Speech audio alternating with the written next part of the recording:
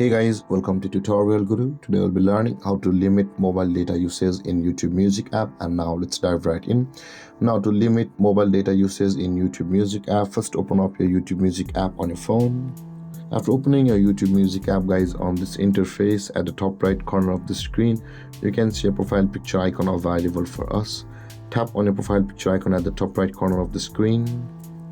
And when this interface appears, tap on the settings option just above the help and feedback, and to land over here where we'll be required to tap on the data saving option available for us over here, which is the first one just below the playback. And you can see the first option that says, guys, limit mobile data usage. Tap on the toggle icon at the right side of it and you will have limited your mobile data usage in the YouTube Music app. And with that being said, guys, this is how to limit mobile data usage in YouTube Music app. And if you have any confusions or questions regarding the topic, feel free to comment in the comment section below, and don't forget to like, subscribe and hit that bell icon for more videos. Thank you for watching, guys. Peace.